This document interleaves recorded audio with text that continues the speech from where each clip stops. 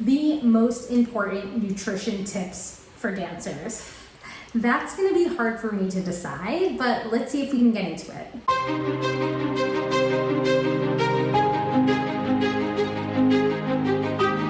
Hi, I'm Rachel Fine, registered dietitian nutritionist, founder of To The Point Nutrition and The Healthy Dancer. I'm also the host of Nutrition for Dancers here on YouTube and, of course, my podcast. I've devoted my nearly 10-year career as a dietitian for dancers to helping them learn how to optimize their food choices to fuel their bodies. But there's a major caveat to that, because the most important aspect of a dancer's nutrition is their relationship with food and ensuring that their behaviors at meal times and snack times are sustainable, because that's going to set the stage for a sustainable dance career. But the thing about nutrition, especially when it comes to the dance world, is that there are a lot of conflicting messages out there, right? Clean eating alone is the most prominent lifestyle that I hear about when it comes to dancers and what they're doing. And back up, clean eating was actually the lifestyle that I attempted when I was dancing full time, and the only place that it led me was in burnout and with an injury. And that's because although clean eating is marketed very well to be this lifestyle that supports a dancer's health and performance, what it really is a mask for disordered eating. And we're gonna break all of this down today, but what we're really gonna be focusing are some very important nutrition concepts that you need to know as a dancer. And we're going to break them down within the context of the Healthy Dancer framework, that framework that I've designed specifically for dancers in learning how to utilize food to fuel their performance. Within the Healthy Dancer framework, the topic of nutrition doesn't even come into the conversation until halfway through. And that's when we dive into the core values of nutrition without obsession and implementing performance nutrition. So why is it that I wait so long to talk about these topics? Well, it's because of exactly what I mentioned earlier, that a dancer's relationship with food is going to help to set the stage for how we can then learn about nutrition information to optimize performance. When we dive too soon into this information, this is where we risk unsustainable behaviors around food. For many dancers who are anything like my former self, they are perfectionists, right? And when they hear information, anything that can be related to helping their performance, they're going to take that information and they are going to run with it. This is exactly what I did. And where it landed me, as I mentioned earlier, was in the land of burnout and injury. So we need to first make sure that we are building a sustainable relationship with food before we dive into the nutrition end of things. So my disclaimer for this video, if you haven't yet done the work of those first two core values within the Healthy Dancer, dismantle dancer diet culture, identifying the dieting mentality, and making peace with food, then you might not necessarily be ready to start implementing the information that I'm going to be walking you through in today's video. So I highly encourage that you head over to my YouTube channel and start to look through some of those videos so that you can begin to learn about those other core values as well. And of course, you can always head over to The Healthy Dancer over on dancenutrition.com and jump into that work as well. You can join for free. I'm here to help support you. On that note, let's talk about what it means to fuel the dancer. Dancers will benefit from dietary patterns that are balanced. What I mean when I'm referring to balance is a balance of the 3 macronutrients in our food. That includes carbohydrates, fats, and protein. We're going to break down these macronutrients soon, but each of these macronutrients, they play very specific roles in our body, and it's incredibly important that dancers include sources of all of these macronutrients in their meals and snacks at several points throughout their day. In doing this, in prioritizing this, they will also be getting in a spectrum of vitamins and minerals and phytonutrients and antioxidants, all of those great nutrients that are supporting a dancer's performance. Of those macronutrients, carbohydrates, these are a preferred fuel source for a dancer's body, especially especially for more intense training periods. Think about something like petit allegro, right? Your body's really going to benefit if it has those carbohydrate stores, which is actually called glycogen, and it's stored both in our liver and on our body's muscles. Now, glycogen is an easily accessible fuel source to fuel quick movement like petit allegro. So incorporating carbohydrates into your diet, this is a must. The next macronutrient, this is when we start to talk about fat.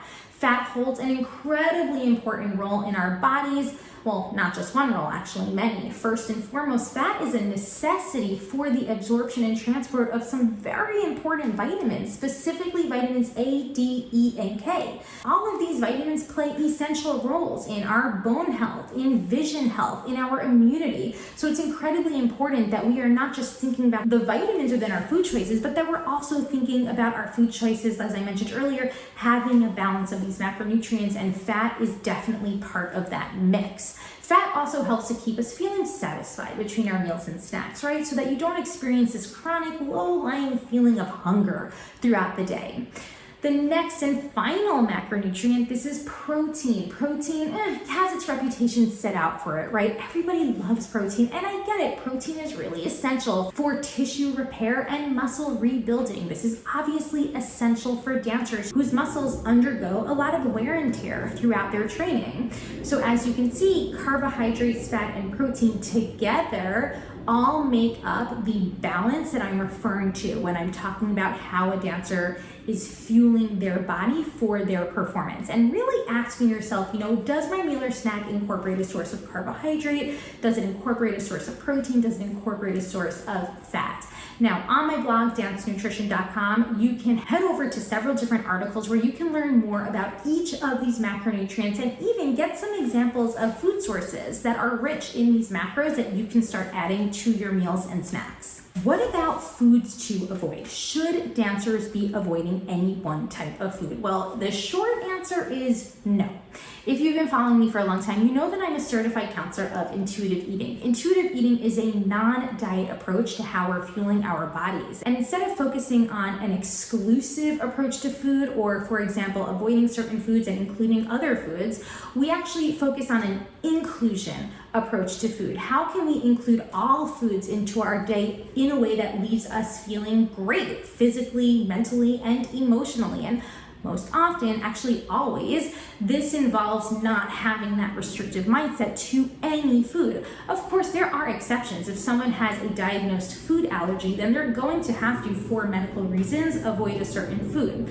But if that's not the case, then no, there is no one food that any dancer needs to avoid for their performance. It's important to understand as well that calorie deficits, which happen when a dancer is underfueling or not providing their bodies with enough food or fuel throughout their day and throughout their week, impose many negative implications, both biologically and physiologically. And this is where we often see that risk to injury greatly increase when calorie deficits exist. Prolonged calorie deficits, this can risk a syndrome known as relative energy deficiency in sport, and it involves a series of negative complications that happen when a dancer is not fueling their body adequately. Relative energy deficiency in sport, also known as RED-S, seriously risks a dancer's bone health, long-term sustainable potential in dance. In other words, decreases their endurance potential, decreases their ability to build strength, also makes it super challenging to focus in class. And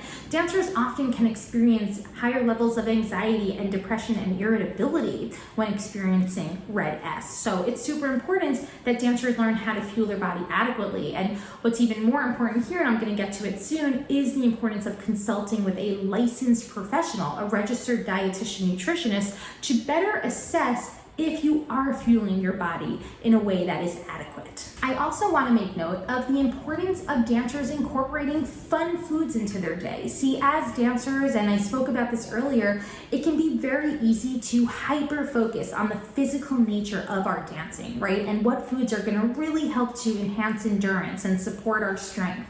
But it's also important to remember that food is part of our culture. Food can and should play a role in our lives that spans beyond just its physical aspects. And this is where we can start to think about incorporating those fun foods, however you might define that. But if you need some help, I have an article that dives into the topic on my blog, dancenutrition.com, and what dancers can often think of when it comes to these fun foods and how they can incorporate them into their day in a way that's built out of self-trust and not necessarily out of portion control or willpower. These two very common terms that, believe it or not, don't support a dancer's relationship with food in the long run.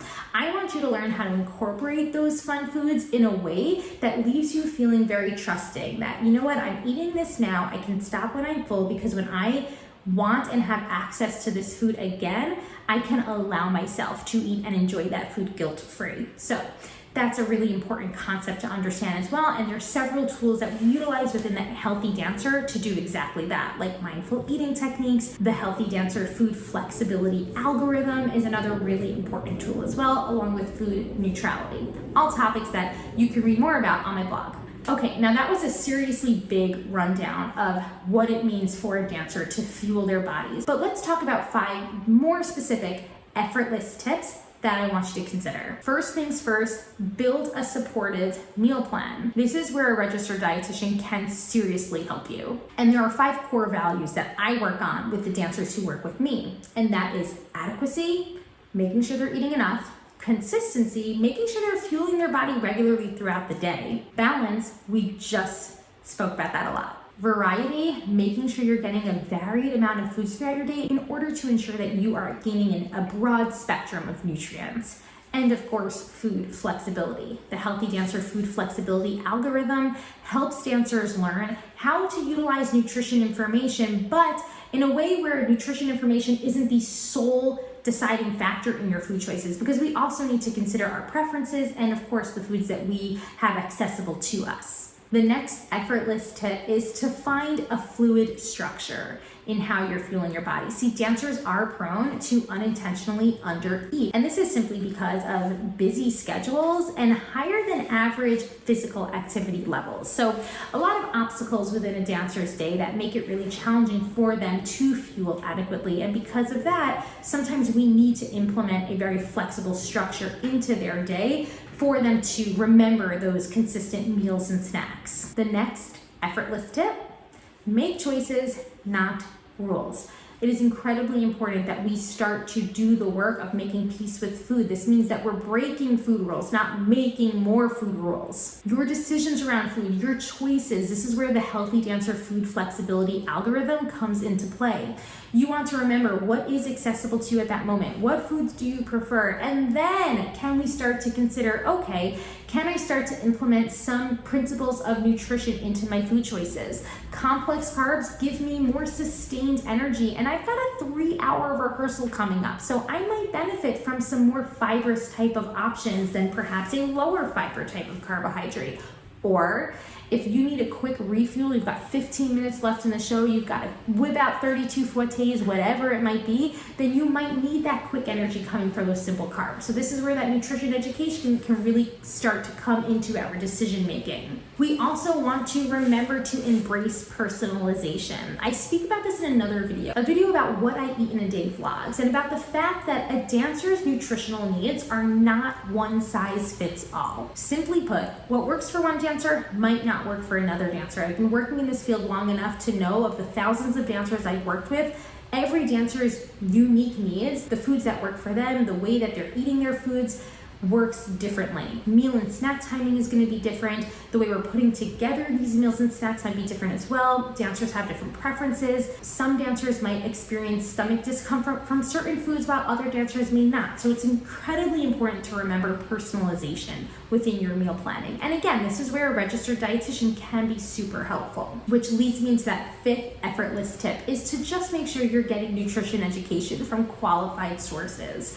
Registered dietitians like myself, we we've been uniquely trained to work in the realm of performance nutrition and of course in the realm of helping dancers heal their relationships with food. So it's incredibly important that when it comes to food and nutrition, you get that information from a qualified source. If you couldn't tell, the topic of food and nutrition for dancers is one that I'm incredibly passionate about. I've built the Healthy Dancer program, which involves over a year's worth of content, courses, and education to help you in how you are both fueling your body and building a sustainable relationship with food.